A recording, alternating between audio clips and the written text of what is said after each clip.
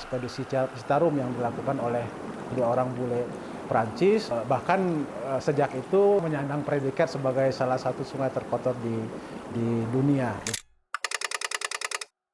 Saya juga survei di sini, ternyata ini daerahnya sangat memungkinkan menjadi tempat budaya, lingkungan, ruang publik masyarakat. Taman ini sebenarnya ini sampah semua ini. Yang ditimbun ini jadi taman.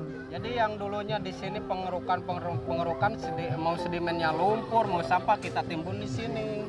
Jadi terbentuk taman. Ya alhamdulillah gitu. Jadi tempat ini tadinya sepi, alhamdulillah sekarang jadi tempat bermain gitu. Terbantu sekali berkat adanya taman air, jadi si warga itu sedikitnya pedulilah masalah sampah itu. Bayangkan ketika Citarum menjadi sebuah bencana yang besar, maka tidak ada lagi kehidupan di sekitar Citarum.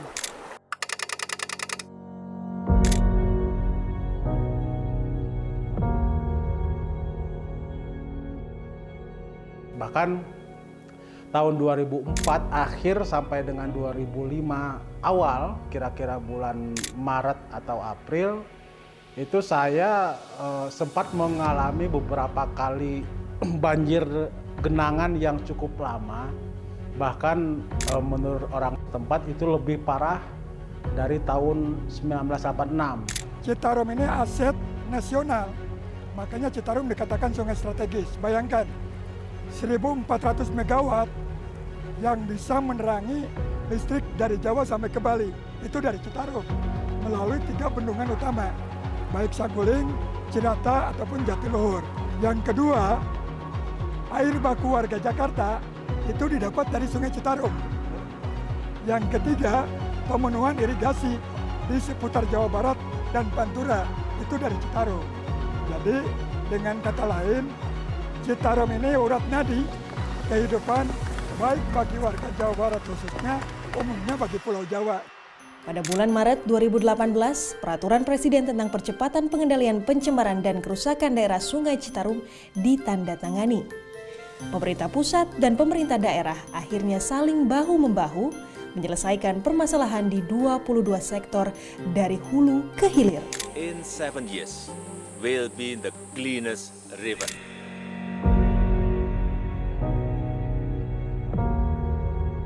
Ketika bicara pentahelik, kita perhatikan ada 5 pilar A, B, C, G, M. A akademisi, B itu badan usaha, C community atau komunitas, G government, dan M media. Skema pentahelik dijadikan skema utama ketika Satgas PPK Das Citarum menjalankan mandat-mandat yang tertuang baik itu dalam Perpres 15 tahun 2018 ataupun yang tertuang dalam rencana aksi yang sudah diputuskan oleh Gubernur pada tahun 2021.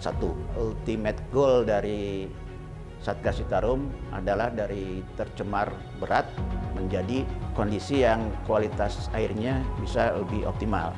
Nah, saat ini perkembangannya sebelum ada Satgas Citarum itu dikategorikan tercemar berat. Alhamdulillah tahun sekarang itu sudah jauh berkurang menjadi tercemar ringan.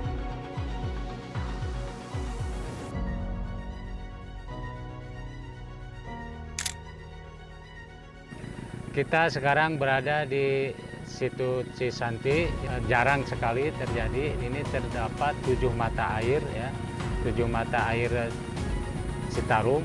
Yang 3 ngalir dari atas, yang 4 itu keluar dari dalam danau itu sendiri. Kelihatan yang keluar dari mata itu jernihnya seperti apa?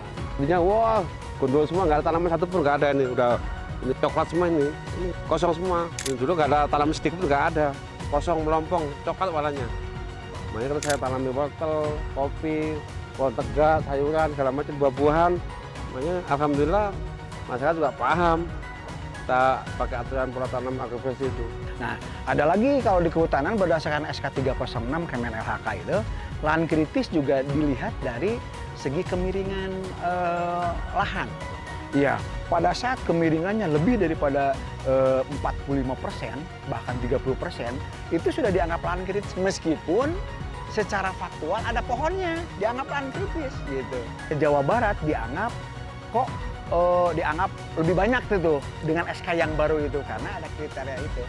Yang lahan-lahan miring pun sekarang sudah dimasukkan ke kriteria lahan kritis. Tujuannya apa? Supaya siapapun pemilik lahan, apalagi kalau pemerintah jelas itu, siapapun pemilik lahan, terutama pemilik lahan milik itu tidak boleh menebang, begitu loh. Makanya itu dianggap sudah lahan kritis. Lamping awian, artinya tanah miring dipohonin bambu. Hutan kayuan, artinya hutan memang tempatnya pohon kayu. Legok balongan, artinya yang dataran paling rendah itu peruntukannya untuk kolam. Dan dataran itu untuk kehidupan.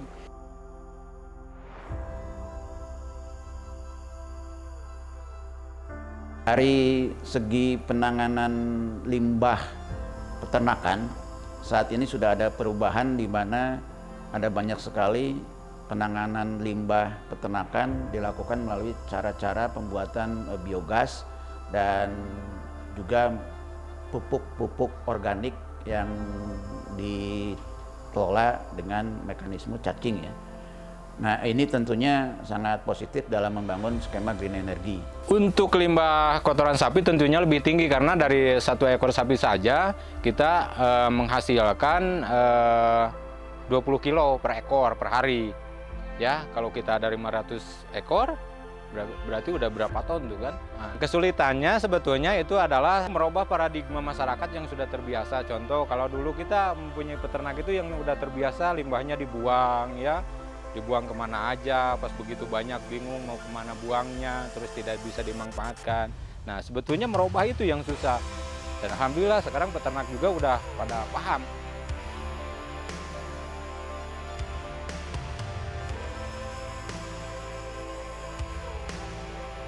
Sekarang pun kita mengandalkan Sungai Citarum itu untuk mendapatkan air. Karena kita tidak mau terus memakai air tanah. Bandung ini permukaan tanah makin lama makin turun.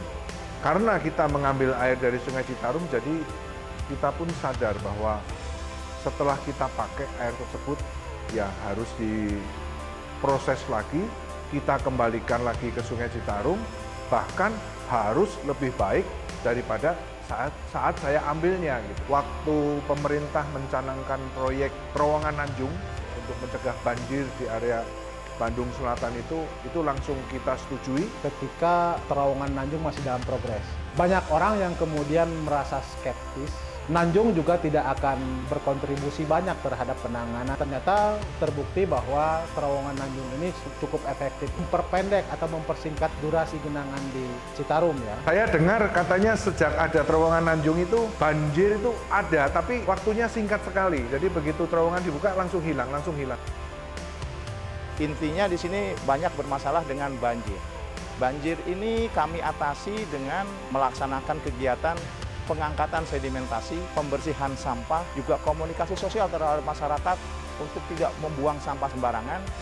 Sebelum ada retensi, di depan itu warga itu terendam hampir 3 meter, 2 meter lah, bervariasi gitu, kedalaman airnya.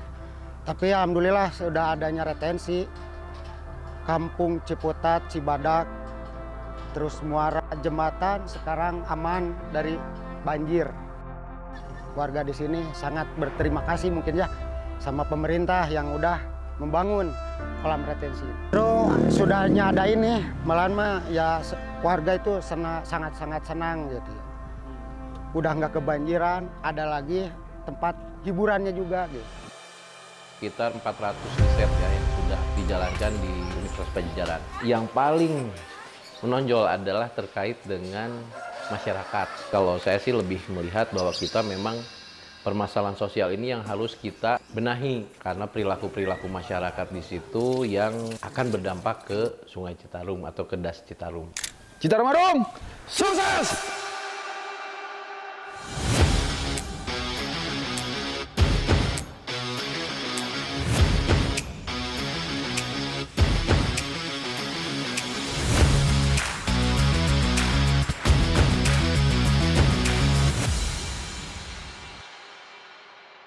Untuk di Citarumnya sendiri yang saya lihat adalah hilangnya sampah.